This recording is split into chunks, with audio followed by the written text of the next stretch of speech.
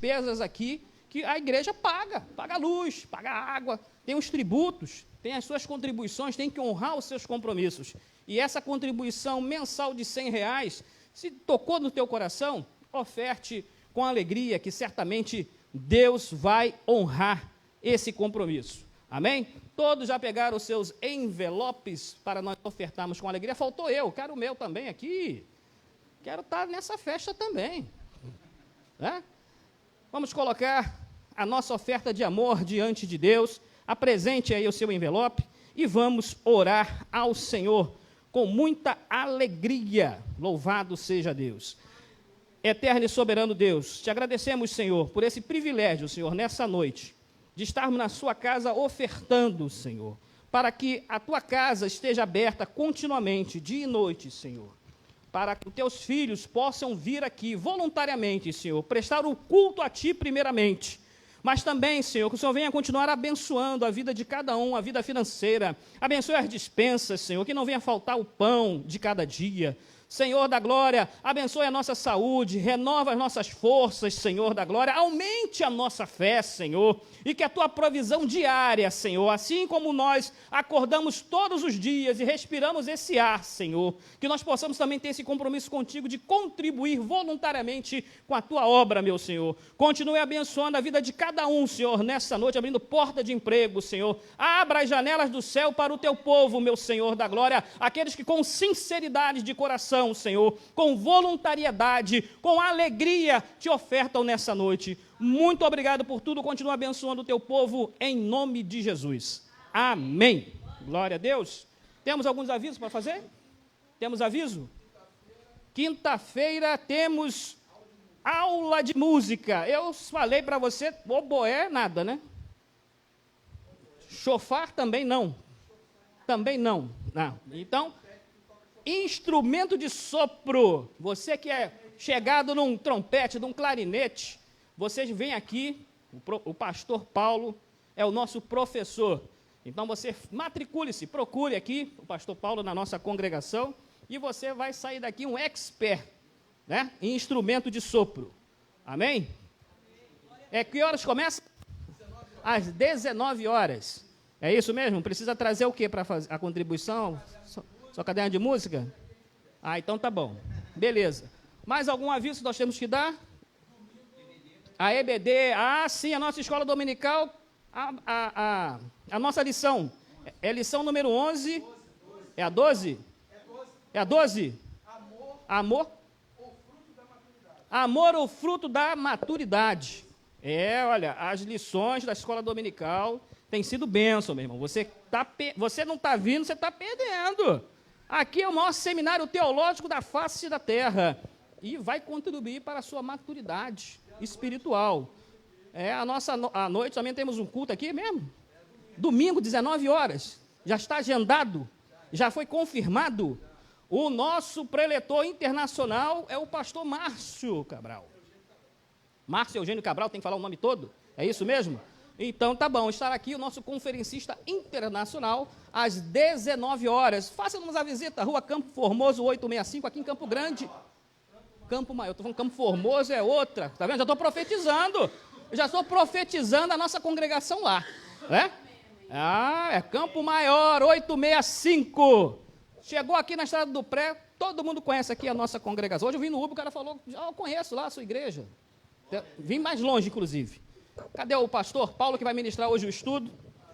Eu já estou preparando as minhas perguntas. Vou perguntar bastante essa noite. Amém? Vamos orar por... Fica calmo, nós vamos orar por você. Fica tranquilo. Amém? Vamos orar. Eterno e soberano Deus, queremos te apresentar o teu servo, Senhor, que nesta noite veio ministrar essa palavra, esse estudo aos nossos corações, Senhor. Continua capacitando, iluminando o teu filho, sustentando ele, Senhor. Dá sabedoria dos altos céus, Senhor, e que essa palavra não volte vazia. Prepara os nossos ouvidos, prepara os nossos corações nessa noite, e que nada nem ninguém venha impedir, Senhor, a ministração desse culto aqui neste lugar. Muito obrigado por tudo, continua abençoando o teu servo, em nome de Jesus. Amém.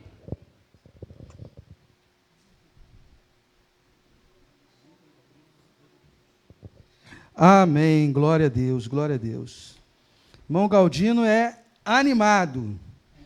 E vamos aproveitar e fazer aqui um comercial. O irmão Galdino tem o seu canal no YouTube, Ailton Galdino 53, não é isso? É o endereço lá do canal no YouTube. Se você quiser e puder, vá lá, veja.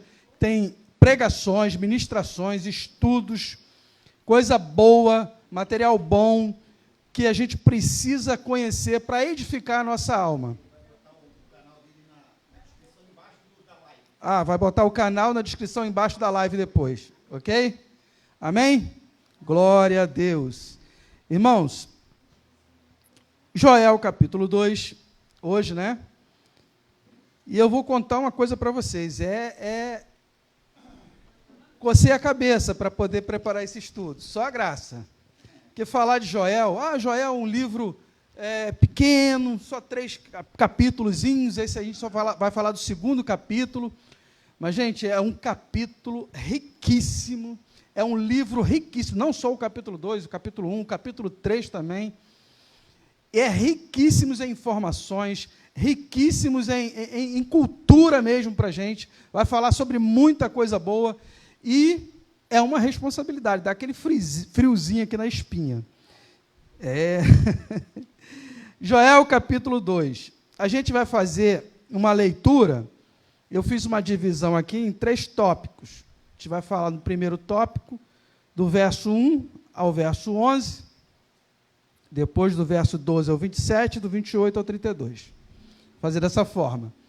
Mas antes da gente começar no livro de Joel, capítulo 2, verso 1, a gente vai ler só 2 versículos anteriores, porque, se vocês repararam, o livro de Joel, capítulo 2, ele é a continuação do capítulo 1. Geralmente na Bíblia vem uma epígrafe assim em cima, é um títulozinho, né? E nesse caso, quando é uma continuação, não tem a epígrafe, né? Não tem o título. O versículo segue. Então, no verso 19 do capítulo 1, do capítulo anterior, diz assim: A ti, ó Senhor, clamo, porque o fogo consumiu os pastos do deserto, e a chama abrasou todas as árvores do campo. Também todos os animais do campo bramam a ti, porque os rios se secaram, e o fogo consumiu os pastos do deserto. Recapitulando, esse texto está falando sobre a praga de gafanhotos, a escassez que houve em Israel, isso foi no capítulo 1, semana passada. Essa escassez por quê? Porque essa praga, que foi real, de gafanhotos, ela consumiu toda a plantação. Então, faltou alimento para as pessoas e também para os animais. Consequentemente, os animais sem alimento morrem. E aí as pessoas também não têm o alimento proveniente da carne dos animais, certo? Do franguinho, da galinhazinha lá, do boi. Morreu tudo. Foi uma praga terrível. E aí nós vamos continuar aqui. Então vamos fazer a leitura agora do verso 1 do capítulo 2, direto a essa leitura até o verso 11, ok?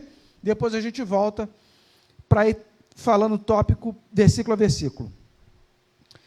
Diz assim: Tocai a buzina em Sião e clamai em alta voz no monte da minha santidade. Perturbem-se todos os moradores da terra, porque o dia do Senhor vem, ele está perto.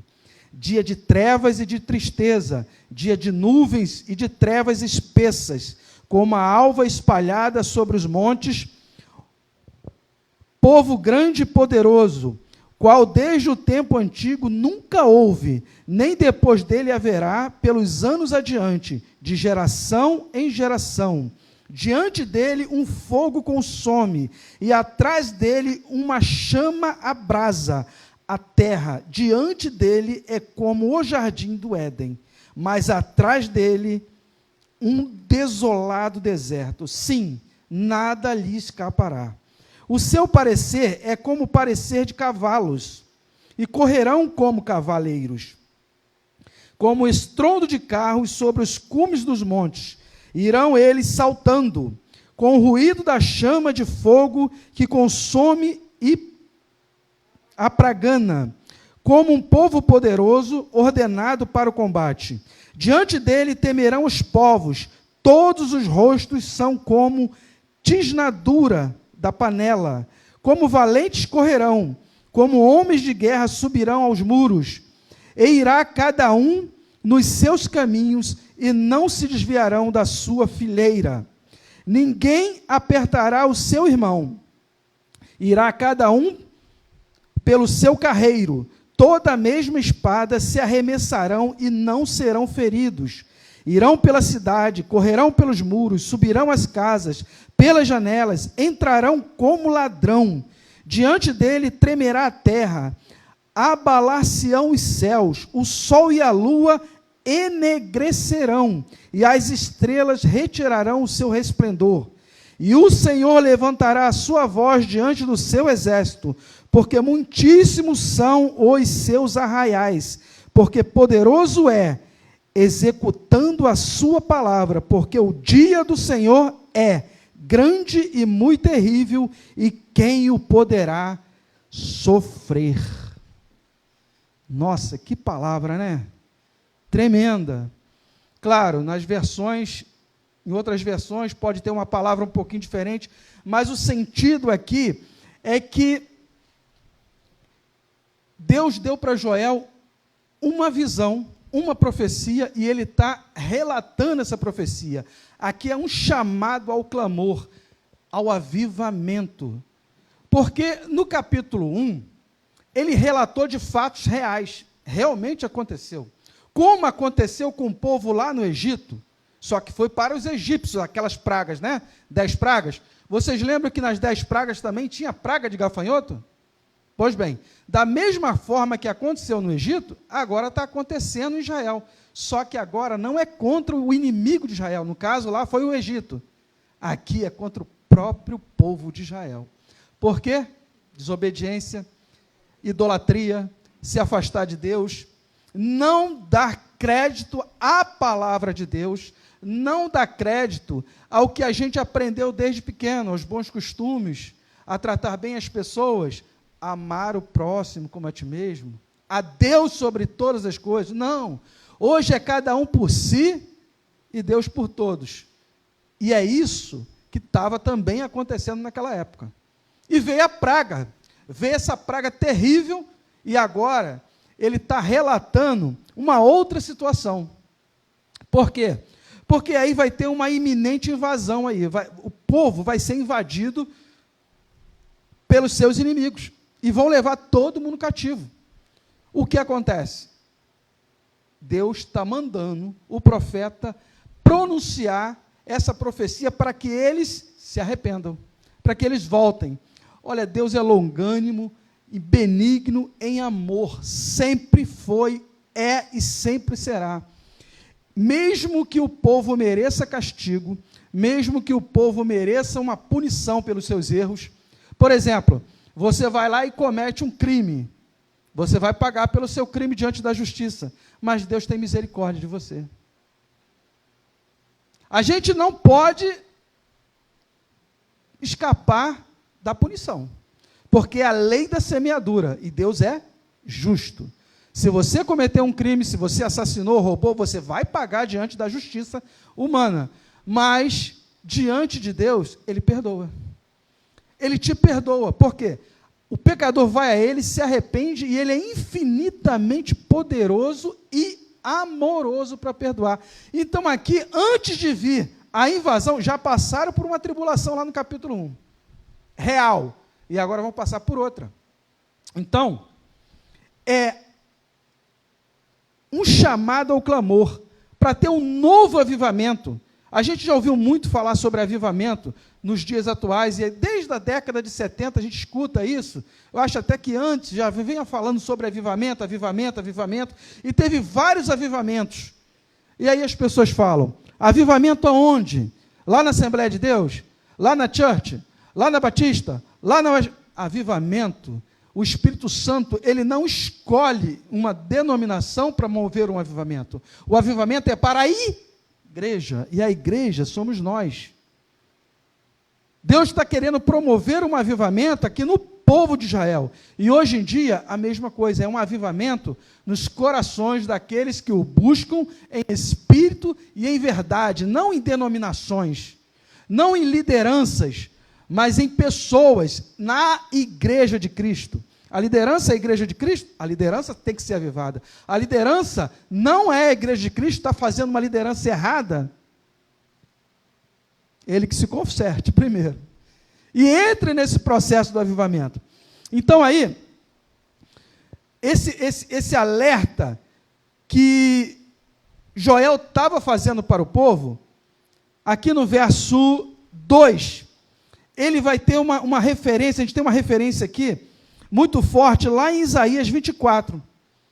Porque ele estava fazendo esse avivamento para o povo, mas a profecia não era só para eles naquele momento. Essa profecia, ela vem até os dias atuais e ela permanece até a volta de Jesus.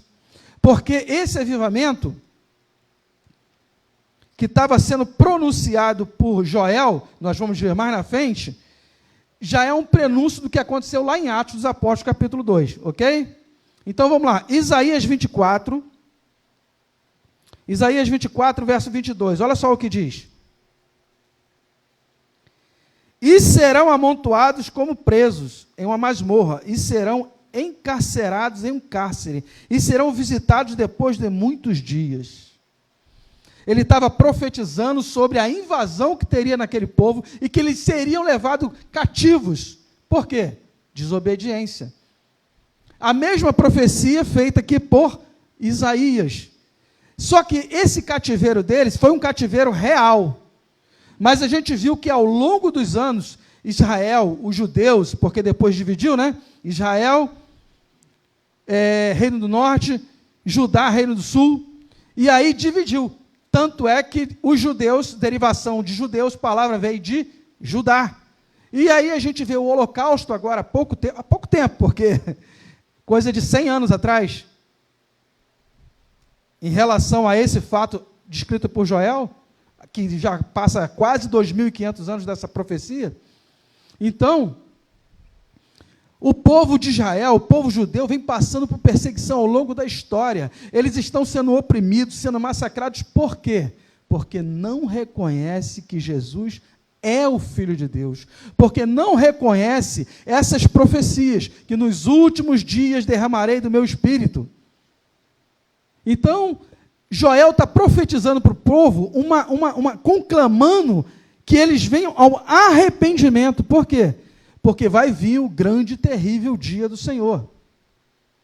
No verso 3 diz assim, olha só, diante dele um fogo consome, e atrás dele uma chama abrasa a terra. Diante dele é como o jardim do Éden, mas atrás dele é um deserto desolado. Sim, nada lhe escapará. Gente, é uma divisão de águas. Aqui está falando, quem estar em Cristo vai alcançar o Éden, porque o mundo será restaurado da mesma forma como era. Não só as pessoas, mas o planeta, a terra, as árvores, os animais, tudo será restaurado, tudo será restaurado. Realmente, como lá diz em Apocalipse, será um novo céus e uma nova terra. Será restaurada a atmosfera, o ar, tudo será como na época lá do Jardim do Éden. Então, existe uma separação. Também aqui em Ezequiel, vamos pular aqui para Ezequiel rapidinho. Ó, Ezequiel 38, o verso 22, diz assim: e contenderei com ele por meio da peste e do sangue, uma chuva inundante, e grandes pedras de saraiva, fogo e enxofre, farei cair sobre ele, e sobre as suas tropas, e sobre os muitos povos que estiverem com ele. Está falando o quê? Do anticristo. Já é uma profecia escatológica, já está remetendo lá para o Apocalipse. E essas confirmações que vieram, não foi só sobre o Joel. Vem Ezequiel, Isaías, Zacarias, Sofonias, todos esses profetas que Deus colocou, eles profetizaram não só sobre juízo sobre Israel, mas eles também profetizaram que esse juízo estaria estabelecido lá no Apocalipse, para quem não aceitasse a Cristo. já é uma profecia escatológica. Olha aí também, olha, retrocede só no mesmo capítulo, 38, verso 9. Então subirás, virás como uma tempestade, farteais como uma nuvem para cobrir a terra, tu e todas as tuas tropas, e muitos povos contigo. Está falando de novo sobre a guerra de Gog e Magog. Está falando sobre a grande batalha do Armagedon. Está trazendo uma reflexão para o povo. Naquele momento eles não tinham essa compreensão. Mas o que foi, nem o próprio Joel tinha essa compreensão. Mas o que o Senhor está revelando a ele é algo que iria muito além dos tempos atuais deles, naquele momento. Porque em Israel, em Judá, no povo judeu, está a promessa. Isso é fato. Incontestável. Está a promessa. Mas o que Deus falou lá para Abraão?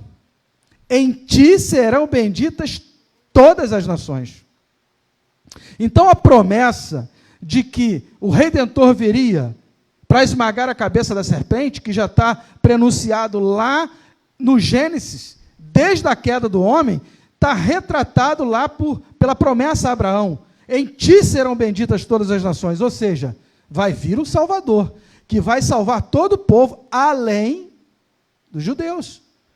Mas mesmo o povo escolhido, os judeus, os israelitas, também precisam aceitar a Cristo.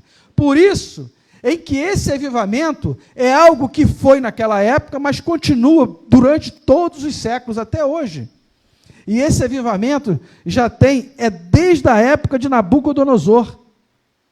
Já tem aproximadamente 2.500 anos que está sendo profetizado, não só por Joel, mas por todos esses profetas, esse avivamento de chegar-se a Deus, porque é necessário. Olha, Amós já falou, olha, Deus não divide a sua honra, a sua glória com ninguém. Ele não disse lá nos 10 mandamentos? Não terás outros deuses além de mim. Então, Deus é um Deus, nosso Deus é um Deus que Ele quer exclusividade do seu povo. A adoração não pode ser compartilhada. A adoração não pode ser dividida. Não pode ser compartilhada mesmo com outros deuses. Você não pode pensar que Deus não é suficiente para resolver os seus problemas, para salvar a sua alma, para te dar vitória, para te curar, para te libertar. Por quê? Porque Deus é único. Deus é Deus e não há outro Deus além dele. E aqui ele já está mostrando para o povo. Ele se revelou ao povo de Israel, como eu falei, lá no Êxodo, libertando o povo de Israel. Vocês viram as pragas do Egito. Depois, toda a travessia no deserto. Atravessou o Mar Vermelho, coluna de fogo, nuvem, maná do céu, cordonizes. Moisés feriu a rocha, não tocou, mas saiu água. Gente, milagres e mais milagres. Moisés vai embora. Não se vê o corpo dele. Fica quem? Josué. Josué atravessa o Jordão a nado? Não. A pés enxutos, secos, da mesma forma que Moisés. Provando que o poder é dele. Nós somos ferramentas. Amém? E ainda no verso 2, eu pulei aqui. Olha só o que diz no verso 2, nós já lemos uma referência, mas eu vou voltar aqui. Dia de trevas e de tristeza, dia de nuvens e de trevas espessas, como a alva espalhada sobre os montes. Povo grande e poderoso, qual desde o tempo antigo nunca houve, nem depois dele haverá, pelos anos adiante, de geração em geração. Está falando da grande invasão, dos grandes inimigos. E esses inimigos naquela época eram como nuvens de gafanhotos. Só que, na grande tribulação, quando vier a guerra de Gog e Magog, várias nações se unirão contra Israel. Será uma nuvem de gafanhotos para lutar contra Israel. Aí nós viremos com o Senhor e batalharemos, e esse povo será todo destruído. E não está muito longe disso, né? Nós estamos vendo essas guerras aí, mas isso ainda não é o fim.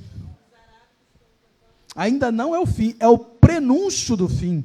A gente está vendo inundações, a gente está vendo tsunamis no Rio de Janeiro. A água sai lá do mar e entra dentro do prédio, fica, sei lá, 70, 80 metros, 100 metros. E parece que você é tudo mar. Todo mundo viu os vídeos, né? Aqui. Agora, tu imagine em lugares em que o local é abaixo do nível do mar, ou bem próximo do nível do mar, que alaga tudo. Cidades como Nova York, lá na Itália, aquela cidade que é já quase toda alagada já, o pessoal anda de barco. Veneza. Vai sumir tudo. O mar vai tomar conta daquilo que era seu, esses aterros, aterro do Flamengo, tudo vai sumir. Mas vai ser agora? Não. Não vai ser agora. Não vai ser agora. Ah, então eu posso ficar tranquilo. A nossa tranquilidade está em Cristo.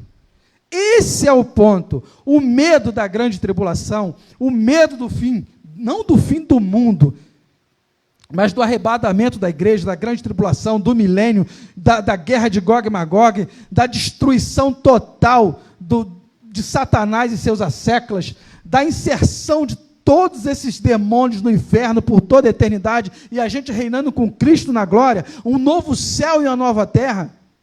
Não é agora. Mas por que eu não devo ficar alarmado? Porque eu estou em Cristo Jesus. Quem está em Cristo, nova criatura é. Tudo que é velho já passou, eis que tudo se fez novo. Mas não tem nada novo. Quem está em Cristo é uma nova criatura, se sente uma nova criatura e vive como uma nova criatura. Isso é experiência pessoal. Lembra o que eu falei? Aqui é uma profecia para uma nação, Israel. E essa profecia segue adiante. E hoje a profecia é para quem? Para a igreja. E quem é a igreja? Somos nós. Então, se vocês estão entendendo, viver em Cristo, na sua plenitude, na sua e ter a realização dessas profecias na sua vida, implica em você ter paz. Não que eu não me preocupo com o povo de Israel, não que eu não oro pelo povo de Israel, não que eu não me preocupo pelas essas coisas que estão acontecendo, que eu não tenho, meu Deus, uma criança que morreu soterrada, uma criança que... E não só criança, adulto também, mulher, homens, idosos, né? Gestantes, como aconteceu, o cara rasgou a barriga da mulher, tirou a criança, matou a mulher e a criança. Quem é que não fica impactado?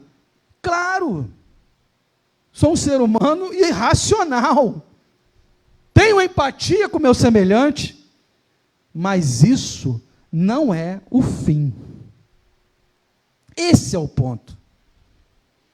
Vamos nos ter solidariedade pelas pessoas e pelos fatos que estão ocorrendo. Claro, é evidente.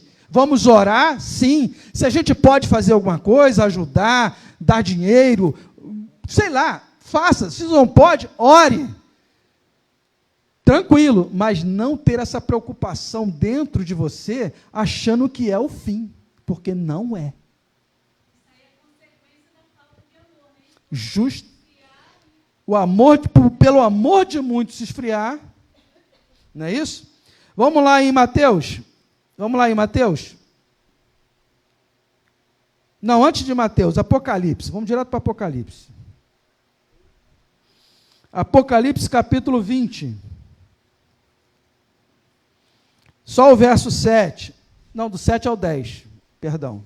Apocalipse 20, verso 7. E acabando-se os 1000 anos, aqui está falando do milênio, Satanás será solto da sua prisão, porque ele ficou 1000 anos preso.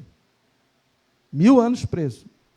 E sairá a enganar as nações que estão sobre os 4 cantos da terra, Gog e Magog, cujo número é como a areia do mar para juntar em batalha. Olha aí a nuvem de gafanhotos.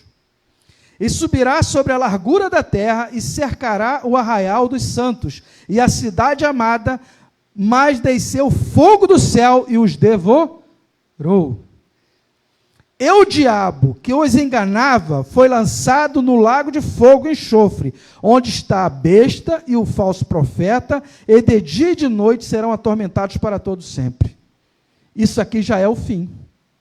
Isso está sendo pronunciado aqui, no capítulo 2 de Joel, no verso 2. Não é isso que diz? Dia de trevas e de tristeza, dia de nuvens e de trevas espessas. É isso que está escrito aqui. Isso já é uma visão escatológica para depois do milênio. Depois do milênio. A igreja já subiu, já ficou 1000 anos lá no céu com o Senhor, já está reinando em glória com Cristo, e Satanás preso por 1000 anos. Depois de 1000 anos ele é solto, reúne a nuvem de gafanhotos, literalmente, muita gente, para batalhar na batalha de Gog e Magog, no Armagedon, contra Israel. Mas os aliados de Israel seremos nós, que estamos já com Cristo, e o próprio Senhor e os anjos do Senhor, e vai derrotar essa turma, como está aqui em Apocalipse, que nós acabamos de ler, e vai lançar todos eles no inferno. Olha que aqui falou sobre a besta, o falso profeta, porque como o irmão Ailton mesmo já falou no último estudo, o Apocalipse não está em ordem cronológica. Então nós lemos um evento que é o milênio. Não, no milênio já terá aparecido o falso profeta, vai ter aparecido a besta, vai ter todos aqueles eventos, e todos eles vão se reunir para lutar, e todos eles vão perder a batalha, e vão ser lançados no fogo, de enxofre, no inferno. Não só Satanás e seus anjos.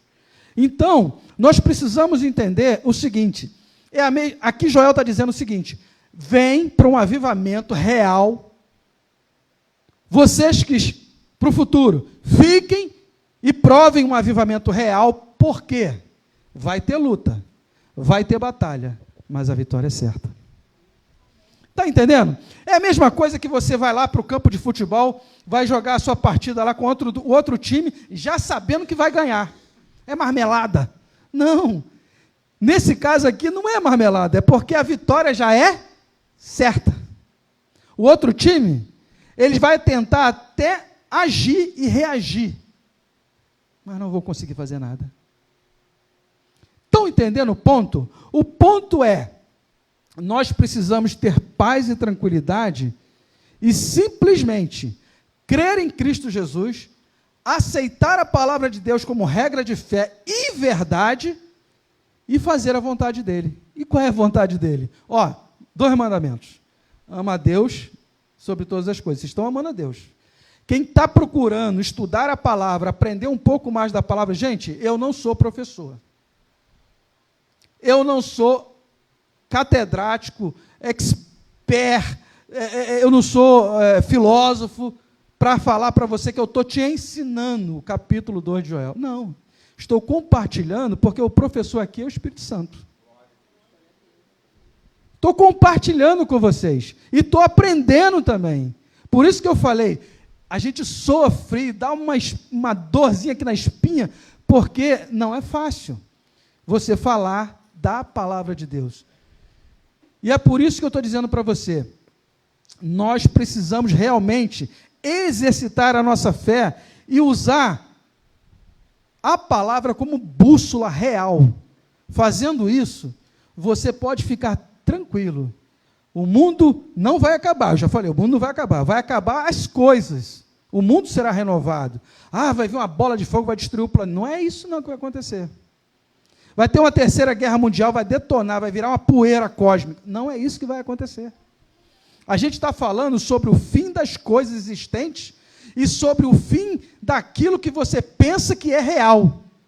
Que esse mundo jaz no maligno. Isso não é real. A realidade de Deus para a humanidade não é isso que a gente vê aqui, não. A realidade de Deus para a humanidade ficou lá no jardim, quebrou lá a aliança. Então, o fim desse ciclo de trevas vai acabar. O fim é acabar esse ciclo de trevas. E aí, logo depois disso, a gente vai reinar com Cristo. E essa terra toda vai ser restaurada.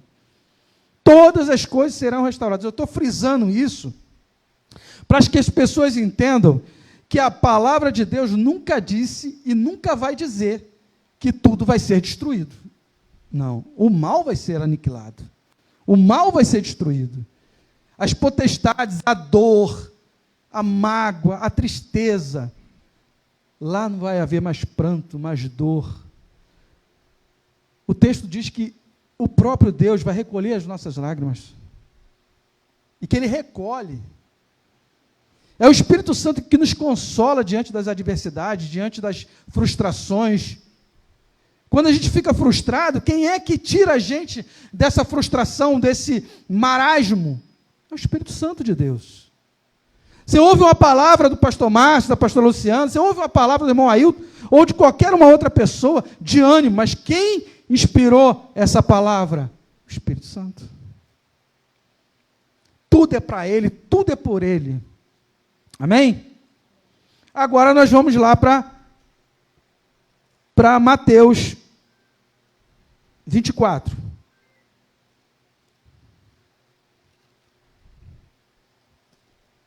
Mateus 24, verso 27. 24, 27. Palavras do próprio Senhor Jesus. Na minha Bíblia, as palavras de Jesus foram colocadas em vermelho. Porque assim como o relâmpago que sai do Oriente e se mostra no Ocidente, assim também será a vinda do Filho do Homem. Pois onde estiver o cadáver, aí se ajuntarão as águias. E logo depois da aflição daqueles dias, o sol escurecerá, a lua não dará a sua luz, e as estrelas cairão do céu, as potências dos céus serão abaladas, então aparecerá no céu o sinal do Filho do Homem, e todas as tribos da terra se lamentarão e verão o Filho do Homem vindo sobre as nuvens do céu, com poder e grande glória. Isso aqui é o quê? É quando o povo vier para lutar no milênio, na guerra de Gog e Magog. Vai vir um Senhor com seus santos, com nós, com os seus anjos, com todas as hostes celestiais, todo o seu reino, e derrotar Satanás definitivamente. Para aí sim, instituir o novo céu, nova terra, e tudo se fazer novo. Já foi aqui, ó, o próprio Filho de Deus já deu spoiler, o próprio Jesus. Lá em Mateus 24, é que a gente lê o texto, mas não procura assimilar a ideia. Sabe quando você lê qualquer livro, e você não pega a ideia do que o autor quis passar para você? Não é só ler, não é só entender, é saber qual é a ideia por trás do texto, ou dentro do texto, melhor dizendo. Não por trás, dentro do texto, porque todo texto precisa ter um contexto, principalmente na palavra de Deus, isso com certeza tem. E aí o que acontece? Quando você pega o texto e pega o contexto, você vai ver a cerne da mensagem. Aí você entende. Entendeu agora o que Jesus quis dizer? Ele já estava falando do milênio. Amém? Aí nós encerramos aqui no verso 11. Encerramos aqui no verso 11, porque esse texto que eu li do Mateus 24, fala justamente do verso 11, eu vou só ler ele para vocês verem como bate. E o Senhor levantará a sua voz diante do seu exército, porque muitíssimas são os seus arraiais. Muitíssimos são os seus arraiais, quer dizer, arraial, o seu exército. Porque poderoso é, e executando a sua palavra, porque o dia do Senhor é grande e muito terrível, e quem o poderá sofrer? Eu não sei o que está escrito aí no suportar. Suportá-lo. Quem poderá suportar o grande dia do Senhor? Ninguém. Então, para vocês verem que o texto de Joel confirma com o texto que o próprio Senhor Jesus falou lá em Mateus. Ok? E com o dia Apocalipse. Agora nós vamos fazer a leitura do verso 12 até o verso 27. Direto, ok? Diz assim, verso 12. Ainda assim, agora mesmo diz o Senhor, convertei-vos a mim de todo o vosso coração. Gente, aqui já está falando sobre o segundo tópico, que é o chamado ao arrependimento e promessa de fartura. Vocês vão ver aqui, vai ter promessa de fartura. Convertei-vos a mim de todo o vosso coração, e isso com jejum, e com choro, e com pranto. E rasgai o vosso coração, e não as vossas vestes. Gente, não é só você chegar e aparência, não. Deus não quer aparência, Ele quer a sinceridade. Aqui, ó. Rasgar o coração diante dEle. As vossas vestes. E convertei-vos ao Senhor vosso Deus, porque Ele é misericordioso e compassivo, e tardio em irar-se, e grande em beneficência, e se arrepende do mal. Deus não tem prazer no mal que acomete sobre as nossas vidas, por causa das nossas más escolhas ou pela influência do mal que nós permitimos que aconteça sobre nossas vidas. Não é Deus que promove o mal, somos nós que permitimos que isso aconteça. Mas nem Ele tem prazer no mal. Quem sabe se voltará e se arrependerá e deixará após si uma bênção, uma oferta de manjar, e libação para o Senhor, vosso Deus? Você vai deixar uma oferta? Tocai buzina em Sião, santificai o jejum, proclamai o dia de proibição. Aí entra, congregai o povo, santificai a congregação, ajuntai os anciãos, congregai os filhinhos, e que mamam, saia o noivo da sua recâmara e a noiva do seu tálamo. Vamos fazer uma parada aqui. Tinha um costume, casal novinho, casou, marido e mulher, eles tinham 1 ano para curtir o matrimônio. Israel entrava em guerra, o cara não era levado para a guerra não, tinha 1 ano. Entendeu? Ninguém podia perturbar, não fazia nada, está lá, vai curtir o noivado, vai curtir as bodas, 1 ano. Depois de 1 ano que o cara podia ir para a guerra. Então, aqui ele já estava falando assim, olha, não quero nem saber, vem todo mundo. Mas a criança é bebezinho, traz ele. É por isso que nós insistimos. Traga sua criança, traga seu filho para a igreja para aprender. Ele não vai ficar ouvindo a mesma mensagem que a gente, mas tem uma mensagem diferenciada com as tias ali na salinha, em que o entendimento da criança vai compreender a mensagem falada, porque é direcionada a ela. É uma mensagem completamente especial e única para essas crianças. Porque aqui ele está conclamando justamente isso, traga a criança até de colo, até bebê. Continua no verso 17, chorem os sacerdotes, ministros do Senhor, entre o alpendre e o altar, e digam, poupa o teu povo, ó Senhor, e não entregues a tua herança ao opróbio, para que as nações façam escárnio dele, porque diriam entre os povos, onde está o seu Deus? Eles estavam preocupados, eles não eram povo de Deus? Então o Senhor terá zelo da sua terra, e se compadecerá do seu povo, e o Senhor responderá e dirá ao seu povo, eis que vos envio o trigo, e o mosto, e o óleo, e deles sereis fartos, e vos não entregarei mais ao opróbio entre as nações. E aquele que é do norte, farei partir para longe de vós, e lançá-lo-eis em uma terra seca e deserta, a sua frente para o mar oriental, e a sua retaguarda para o mar ocidental, e subirá o seu mau cheiro, e subirá a sua podridão, porque fez grandes coisas. Não temais, ó terras, regozijai-te e alegrai-te, porque o Senhor fez grandes coisas. Não temais, animais do campo, porque os pastos do deserto reverdecerão. Porque o arvoredo dará o seu fruto, a vide e a figueira darão a sua força. E vós, filhos de Sião, regozijai-vos e alegrai-vos no Senhor vosso Deus, porque Ele vos dará ensinador de justiça, e fará descer a chuva, a temporã, a seródia, no 1º mês. E as eiras se encherão de trigo, e os lagares transbordarão de mosto e de óleo, e restituir-vos-ei os anos que foram consumidos pelo gafanhoto, e a locusta, e o pulgão, e a oruga, e o meu grande exército que enviei contra vós, e comereis fartamente e ficareis satisfeitos, e louvareis o nome do Senhor vosso Deus, que procedeu para convosco maravilhosamente, e o meu povo não será mais envergonhado. Oh glória! E vós sabereis que eu estou no meio de Israel, e que eu sou o Senhor vosso Deus, e ninguém mais é o meu povo, não será envergonhado para sempre. Gente, que promessa! Sabe o que ele está querendo dizer? Não importa que tudo que aconteceu, tudo, que o gafanhoto destruiu, até a terra vai produzir de novo. Sabe? Destruiu tudo. O gafanhoto comeu a planta até pela raiz. Vai brotar. Vai brotar.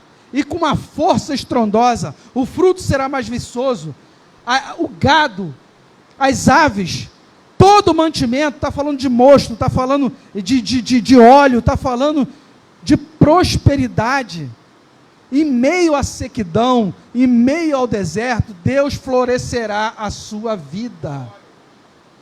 É promessa, e não foi só para eles. Está tudo mal, está tudo ruim, não tem dinheiro, está tudo no deserto. As pessoas estão reclamando, mas não vai faltar o pão, não vai faltar a veste, não vai faltar. É promessa. Ele está falando que ninguém vai ser envergonhado. É uma vergonha você chegar em casa e ter o carro da luz cortando a sua luz, ter a Sandai cortando a sua água. É uma vergonha você ter o seu filho falando para o vizinho que não tem o que comer e pedindo comida no vizinho. É uma vergonha, mas você não vai passar por essa vergonha. Está entendendo? Suas contas vão ser pagas. Você vai ter para pagar. Você vai ter para comer. E você vai ter para abençoar. Está falando de prosperidade material, física, real. Eles estavam no deserto, tudo destruído, floresceu tudo, mas tem que ter o quê? Adoração. Tem que ter o quê? Adoração, submissão, reverência ao nosso Deus. Tem que haver sacrifício de louvor. Você pode jejuar, jejua. Você pode orar, ore. Olha, eu não posso ajoelhar para orar. Eu não posso. Eu oro sentado. Eu estou em casa, eu oro até deitado. O ponto não é como você ora, é ore. Eu não vou ficar orando no ônibus, pastor, porque dentro do ônibus as pessoas vão... pensamento, Deus ouve o seu pensamento.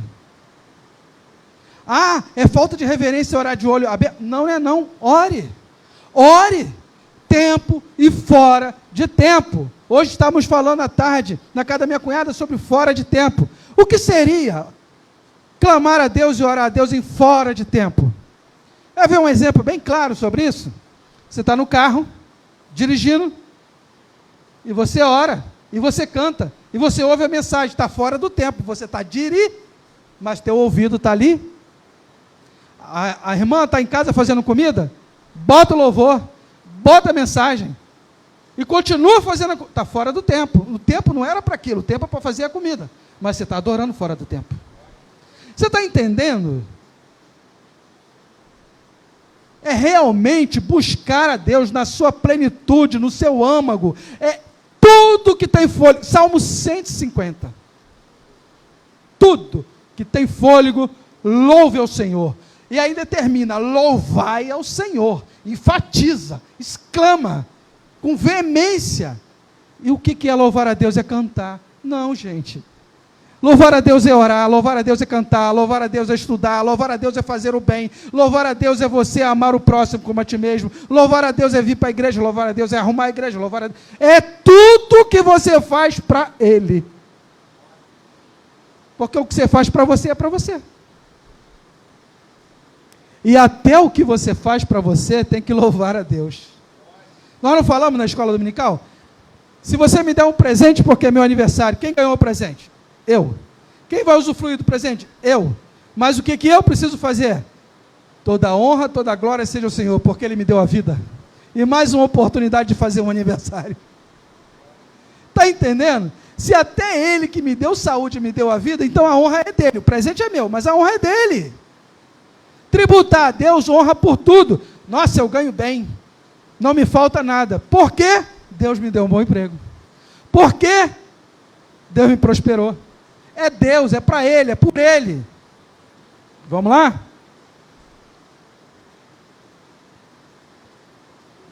Vamos voltar aí para Ezequiel. Tem que passear na Bíblia, gente. Passear na Bíblia. Passear na Bíblia. Ezequiel 39. Foi o 38, agora é o 39. Olha só. Dos versos 12 ao 27, nós lemos tudo isso. Nós lemos sobre a locusta, nós lemos sobre que Deus vai fazer florescer no deserto. E olha o que diz no verso 39, verso 11. E sucederá que naquele dia darei ali a Gog, está falando de novo lá, a Gog, um lugar de sepultura em Israel, o vale dos que passam ao oriente do mar, e se espantarão os que por ele passarem, e ali sepultarão Gog, e toda a sua multidão, e lhe chamarão o vale da multidão de Gog, e a casa de Israel os enterrará por 7 meses para purificar a terra. Sim, todo o povo da terra os enterrará, e será para eles memorial, o dia em que for glorificado, diz o Senhor Jeová, e serão separados homens que incessantemente passarão pela terra, para que sepultem os que tiverem ficado sobre a face da terra, para purificarem. Durará 7 meses esse trabalho. E os que passam pela terra e atravessarão, e vendo aquele osso de um homem, levantará o pé, um sinal, até que os enterradores o enterrem no vale da multidão de Gog. E também o nome da cidade será Amoná, assim purificarão a terra. Está falando de uma guerra real que aconteceu no povo de Israel, porém, também está jogando lá para a guerra de Gog e Magog. Por que assim purificará a terra? O que eu falei? Depois de tudo isso, será um novo céu e uma nova terra. Vocês estão vendo? Profecias de, 500, 600, 700 anos antes de Cristo. Já temos 2000 e 20 e poucos anos de Cristo para cá. E antes de Cristo, mais 500, 600, 700, 300. Quanto tempo? 2000 e quanto tempo? Que foi essa profecia? E que vai se cumprir quando? Não sei. Quando Jesus voltar, quando tiver tudo que ele arrebatar a igreja, quando passar a grande tribulação, os 1000 anos, e na guerra de Gog e Magog, aí que vai se cumprir essa palavra. Quanto tempo isso vai passar? Não sei. Não sei. Eu só sei de uma coisa, eu vou estar lá. E você? Aleluia! Isso faz uma referência a quem? O anticristo. O que diz lá no texto de Apocalipse? Que será preso o anticristo, falso profeta, a besta, o diabo, seus anjos. Então nós precisamos entender que Deus não mandou profecias para esses homens, profetizar para o povo de Israel, apenas para eles. Foi para eles uma situação atual, de uma guerra atual, mas também era uma manifestação do Espírito Santo através da guerra espiritual que ainda vai acontecer. Tudo que nós estamos passando é prenúncio do que está por vir. Você pensa que o negócio está difícil? Não se apega com Cristo, não.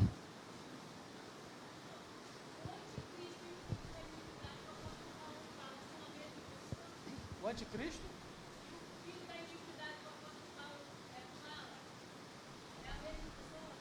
O anticristo e o filho da iniquidade são a mesma pessoa, Ailton? São a mesma pessoa. É o filho da iniquidade e ele é ante o próprio Cristo. É só a gente analisar. Cristo é o Filho do homem, não é isso? Porque ele nasceu virginalmente de uma mulher. Não teve concepção masculina, mas ele é considerado o Filho do homem por causa da mulher.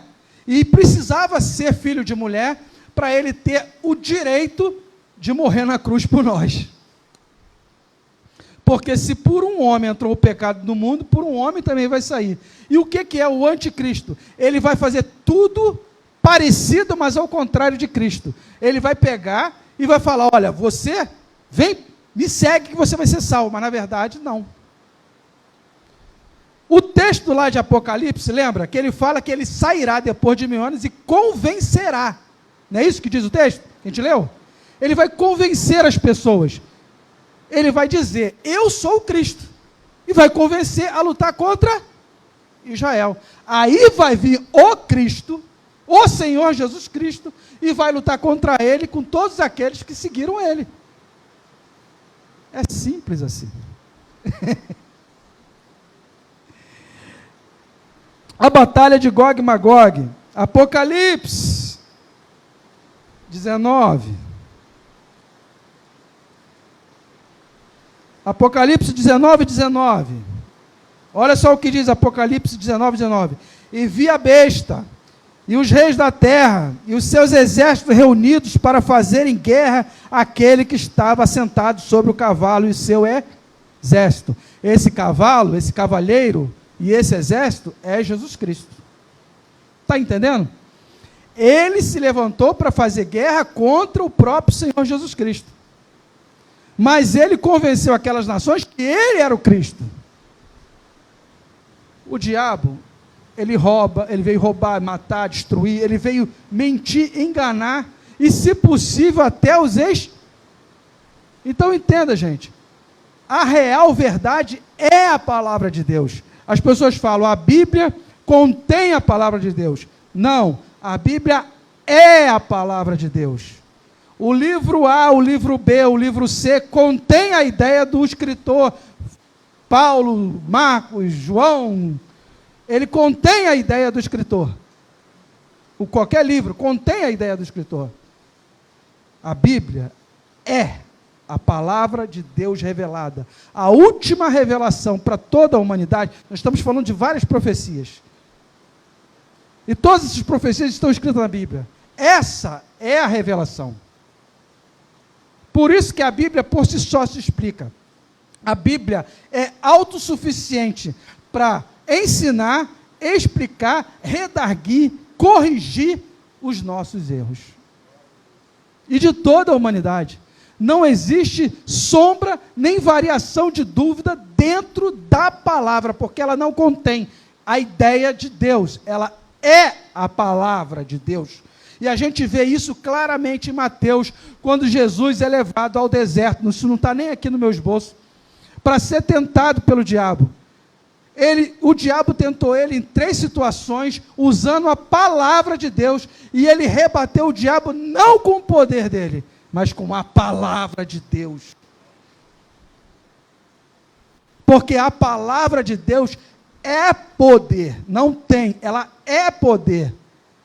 Mas o poder só é manifesto na vida daqueles que acreditam na palavra de Deus. Se você não acreditar, filho, não adianta abrir no Salmo 91, no Salmo 23 e deixar empoeirando em cima da tua estante, no teu carro. Não adianta. Não, a Bíblia não é amuleto. A Bíblia não é patuar. Não é fazer mandinga para dizer que ela vai fazer alguma coisa por você, se você não acreditar nela, e em quem escreveu ela, que é o próprio Espírito de Deus, e quem é o autor, o cerne da Bíblia? É Cristo. Cristo, ele está lá em Gênesis capítulo 1, Cristo está lá em Apocalipse capítulo 22, Cristo está em toda a Bíblia, Cristo é a palavra, ele falou, eu sou o caminho, eu sou a verdade, eu sou a vida. E quem é a verdade? A palavra.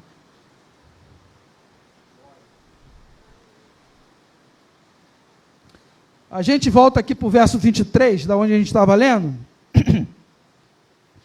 E vós, filhos de Sião, regozijai-vos e alegrai-vos no Senhor vosso Deus, porque Ele vos dará ensinador de justiça, e fará descer a chuva Não é essa chuva não, tá? A temporã, a seródia no primeiro mês. Aqui está falando, o que é chuva seródia? O que é chuva temporã? O que se retrata no primeiro mês? O mês da colheita, o mês do plantio, melhor dizendo. O mês do plantio. Ele está falando que vai trazer bênção. A chuva representa a vida. A água não é vida? A chuva representa a vida. Quando a chuva vem, poxa, está chovendo, que chato nada. As plantas, a terra está se alegrando, os animais no campo estão se alegrando. Porque a chuva é vida. Sendo que aqui essa palavra, ela está querendo dizer o seguinte, real, era chuva real, plantação real, mas a gente levando para o lado escatológico, está falando que a chuva, a palavra de Deus, vai ter a seródia, a temporã, no primeiro mês da tua vida. Está entendendo? Essa aqui, espiritualmente falando, é a nossa chuva. E ela rega a nossa vida todo dia, toda hora, todo momento. Deus não faz nada de segundo, é no primeiro mês, é no início das coisas, é nas primícias. A promessa aqui, vamos agora então lá para Tiago 5,7. A gente falou justamente desse versículo 23.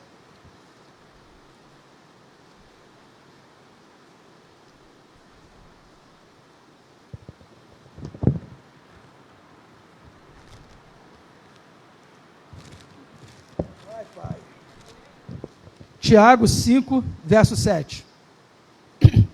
Sede, pois, irmãos, pacientes até a vinda do Senhor. Eis que o lavrador espera o precioso fruto da terra, aguardando-o com paciência, até que receba a chuva temporã e a seródia. Tenha paciência, tenha fé, tenha esperança, que você vai receber o fruto dessa terra. E a terra é o teu coração, a terra é o meu coração. A terra é o coração daqueles que nos cercam, da nossa casa, dos nossos filhos, dos nossos pais. A terra é o coração dos nossos amigos. A terra é o coração do pecador que está lá fora. Vai brotar. A chuva está aqui. Você é o cano, é o condutor dessa água. Então regue esses corações, regue essa terra, para que a chuva seródia, a temporã, dê o fruto. Olha como a palavra se completa. O texto, eu já falei da referência de Nabucodonosor, está escrito aqui, eu vou repetir só, que ele já perseguiu o povo. Olha, isso já faz mais de 2.500 anos. Perseguição todo mundo vai ter. O povo de Israel é perseguido, mas nós também somos filhos da promessa, então a gente também é perseguido, gente. Você não quer ser perseguido não, é? Você não quer ser perseguido pelo amor de Cristo? Olha, Paulo se alegrou por ser perseguido pelo amor de Cristo. Pedro se alegrou tanto que ele falou, vou morrer de cruz? Mas que seja de cabeça para baixo, eu não mereço morrer do jeito que meu mestre morreu. Gente, isso é demais. Isso é tremendo. Ah, você está falando de sofrimento. Eu não quero sofrer não. Quem é que quer sofrer? Não precisa levantar a mão não, que eu sei que ninguém quer. Eu também não quero não, irmão. Só que tem um detalhe. Não é só sofrer. É você estar sofrendo por uma causa. A causa é Cristo. A vitória é ganha. Você acha que o soldado na guerra ele pode sair vivo, mas ele sai cheio de escoriação, todo arranhado. Se não sair um membro sem a perna, sem o braço, saiu da guerra, mas está todo estrupiado. Está perfeitinho. Não, esse aí saiu perfeitinho. Vai ver a cabecinha dele, vê se ele não pirou na batatinha. Vê se ele não precisa do psiquiatra lá, depois que saiu da guerra. Ninguém sai de uma guerra sem mutilação. Ninguém sai de uma guerra sem revés. Ninguém passa por uma tormenta no mar sem um enjoo. No mundo tereis aflição, mas tem de bom ânimo. Bom ânimo. Estou com câncer, glória a Deus. Jesus vai me atravessar a minha vida inteira com esse câncer e eu não vou morrer por causa do câncer. Eu posso não ser curado, mas o câncer também não vai me matar. Pronto, acabou, simples assim. Ah, Deus quer curar. Então ele cura, pronto. Ele faz o que ele quer. Estou nem aí. Não é assim? Estou nem aí. Estou nem aí. Estou aprendendo. Estou nem aí. Por quê? O importante é eu estar em paz com o meu Deus. Não é a doença, não é a fome. Vai lá, Romanos capítulo 8, pega lá do 35, vai até o final. O que te separará do amor de Deus? A fome, a nudez, a perseguição. O que te separará do amor de Deus? No final ele diz isso, nada. Nada me separará do amor de Deus. Então você não quer sofrer pelo amor de Cristo? Pelo amor de Deus, gente. É Bíblia, é palavra. Por isso, como o pastor Márcio fala, tem banco vazio, tem cadeira vazia. Porque as pessoas querem teologia da prosperidade. É bênção, bênção, bênção, bênção, bênção, bênção. E se Deus não me der uma bênção, eu boto ele na parede. Ah, meu pai, que parede é essa que você colocou, Deus? Eu queria conhecer essa parede. Quem tem o universo na palma da mão, eu quero ver a parede para encostar ele. Isso é um absurdo, uma heresia. Só não é fulminado pela graça em Cristo Jesus. Ao falar tamanha heresia, Senhor, me dá porque eu mereço. Oh! Nem um justo sequer, quando ele olhou dos céus à terra, não viu um. Quem é digno de desatar os selos? Está lá em Apocalipse. Ele é. Vocês estão entendendo? Deus é Deus. Você que não adore para tu ver. Deus é Deus. E eu tenho o privilégio de ser filho dele, através de Cristo Jesus, e ainda quero perguntar para Deus, cura esse câncer aqui, cura isso. Se não curar, eu não vou mais para a igreja, hein? Vai, bate pezinho. Não, eu quero um carro zero, se não me der, não vou mais para a igreja. Pega chuva, não vou. Não venha, filho. Deus perde alguma coisa se você não vier? Deus não perde nada, Deus é Deus. Sem você, Ele é Deus. Com você, Ele continua sendo Deus. Não adianta. Deus é Deus. Está acabando. Só mais meia hora. Tópico 3. Derramamento do Espírito de Deus. Joel, verso 28, a gente termina aqui até o 32. E há de ser, verso 28, que depois derramarei do meu Espírito sobre toda a carne, e vossos filhos e vossas filhas profetizarão, e os vossos velhos terão sonhos, e os vossos jovens terão visões, e também sobre os servos e sobre as servas, naqueles dias derramarei o meu Espírito, e mostrarei prodígios no céu e na terra, sangue, fogo e colunas de fumaça, o sol se converterá em trevas e a lua em sangue, antes que venha o grande e terrível dia do Senhor, e há de ser que todo aquele que invocar o nome do Senhor será salvo, porque no monte de Sião, em Jerusalém, haverá livramento, assim como o Senhor tem dito, e nós restantes que o Senhor chamar, amém? Gente, o verso 28, o verso 31, melhor dizendo, verso 31, ele diz assim, o sol se converterá em trevas e a lua em sangue, antes que venha o grande e terrível dia do Senhor. Novamente, vamos lá para Apocalipse, capítulo 6. Apocalipse, capítulo 6.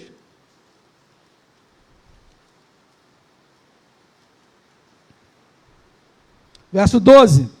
E diz assim, e havendo aberto o sexto selo, olhei, e eis que houve um grande tremor de terra, e o sol tornou-se negro, como saco de silício, e a lua tornou-se como sangue. Vocês já ouviram falar na lua de sangue? É um reflexo natural do sol, que não sei o quê, de uma eclipse lunar, que parece que a lua virou sangue. Não é sangue ainda não, gente, não é esse sangue não. Não é isso ainda não. Isso é um fenômeno natural.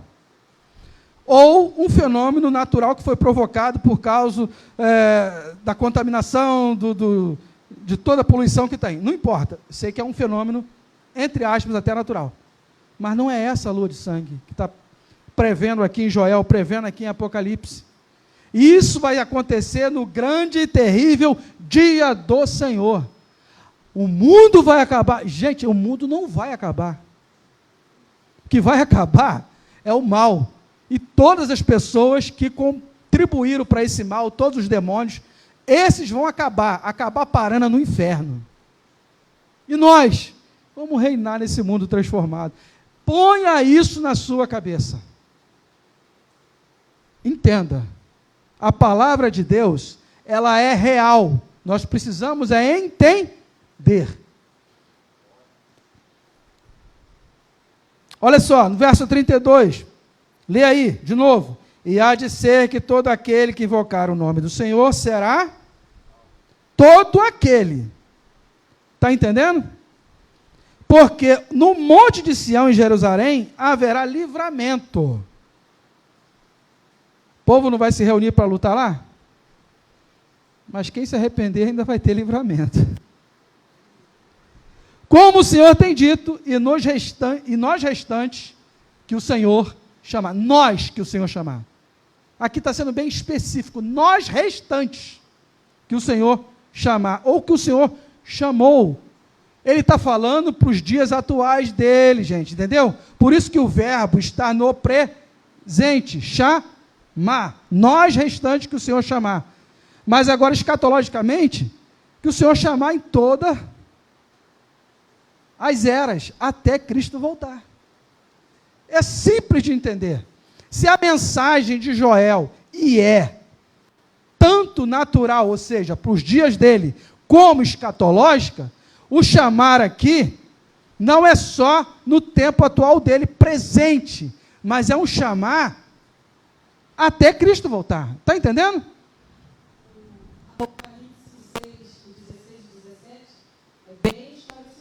Tá, fala aí. Diziam aos montes e aos rochedos: caia sobre nós e esconda-nos o rosto daquele que está sentado sobre o trono e da ira do Cordeiro, porque é vindo o grande dia da sua ira, e quem poderá subsistir? Eu penso assim, que naquele grande dia, falar que clama pelo nome do Senhor, é aqueles que vão reconhecer Jesus Cristo como o único suficiente Salvador. O texto não diz que eles vão pagar com a própria vida. E Joel não está tão específico, porque foi uma revelação, algo profundo. E ele não tinha visão natural do futuro. Ele estava falando que Deus revelou. Na inteligência dele, na capacidade intelectual dele, estava muito aquém da realidade. Por isso, inclusive, o verbo no presente. Para João, a coisa foi bem mais... João teve uma revelação do futuro. Foi bem completamente diferente. Por isso que o livro de Apocalipse está mais completo na revelação. Beleza? Vamos lá em Atos, capítulo 2. Nós já sabemos o que tem em Atos, capítulo 2. Do verso 1 ao 4. Cumprido-se o dia de Pentecostes, estavam todos reunidos no mesmo lugar, e de repente veio do céu um som, como um vento veemente. Não é um vento. Impetuoso, encheu toda a casa que estavam assentados, e foram vistas por eles línguas repartidas como de fogo, as quais pousaram sobre cada um deles, e todos foram cheios do Espírito Santo e começaram a falar em outras línguas, conforme o Espírito Santo lhes concedia que falassem. É profecia escatológica, já predita por Joel. Não é isso? E o que vem mais aqui, no verso 16 e 17 ainda do capítulo 2. 16. Mas isto é o que foi dito pelo profeta Joel. E nos últimos dias acontecerá, diz Deus, que do meu espírito derramarei sobre toda a carne, os vossos filhos e as vossas filhas profetizarão, e os vossos jovens terão visões, e os velhos sonharão sonhos. Gente, a palavra se explica. Você que procure. É simples assim. O Espírito Santo é o professor. É Ele que nos orienta, é Ele que nos direciona, é Ele que nos faz entender o que está aqui. E é bênção para as nossas vidas. Amém? Agora a gente vai voltar a falar um pouco sobre o milênio. Tem algumas referências, eu só vou ler as referências, ok? Então vamos rápido lá, que já passou da hora. Só vou ler essas referências para contextualizar e terminar. Isaías 32:15.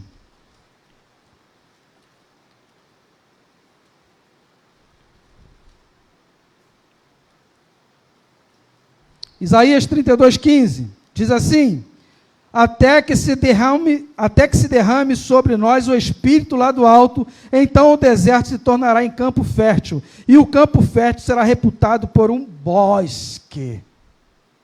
Aqui está falando de quê? Que se derrame. Atos 2, Joel 2:28. Beleza? Isaías 44. Eu procurei botar numa ordem mais ou menos, para poder não ter muita... 44, verso 3. Porque derramarei água sobre o sedento, e rios sobre a terra seca. Derramarei o meu espírito sobre tua posteridade, e a minha bênção sobre os teus descendentes. Confirmação, de novo, de Joel 28, Atos 2. Ezequiel 36. 26 e 27. Ezequiel 36, 26 e 27. 36, 26 e 27. E vos darei um coração novo, porei entre vós um espírito novo, e tirarei o coração de pedra da vossa carne, e vos darei um coração de carne, e porei dentro de vós o meu espírito, e farei que andeis nos meus estatutos, e guardarei os meus juízos, e os observarei. Ou seja, está falando, Jesus, está falando de novo de arrependimento, está falando de bênção de posteridade, do novo coração em Cristo Jesus, o novo céu, uma nova terra, tudo interligado, ok? Meu pai, já te ligou umas 10 vezes aí.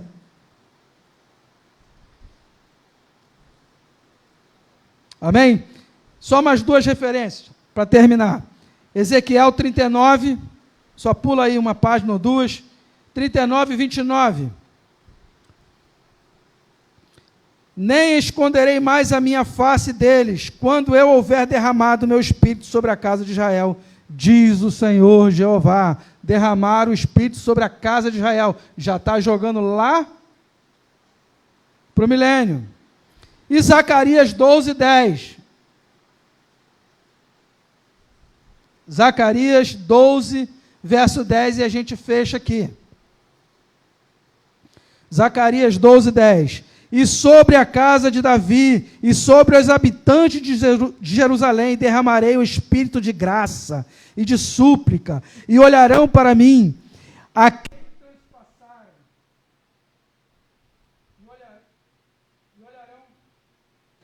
e olharão para mim a quem transpassaram, e o prantearão como a quem pranteia por um unigênito, e chorarão amargamente por ele, como se chora amargamente pelo primogênito. Está falando do Filho de Deus que eles crucificaram lá na cruz do Calvário, mas que foi necessário haver essa crucificação para que nós recebêssemos de Deus tão grande salvação.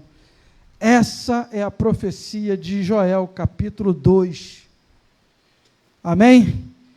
Passou 7 minutinhos, mas glória a Deus que conseguimos terminar. Espero que você que conseguiu assistir, não sei se ainda está transmitindo, tenha entendido. Se tiver dúvidas, se tiver perguntas, coloque aí. Enfim, faça a pergunta, não sei exatamente como é que funciona. Faça a sua pergunta que nós vamos procurar responder.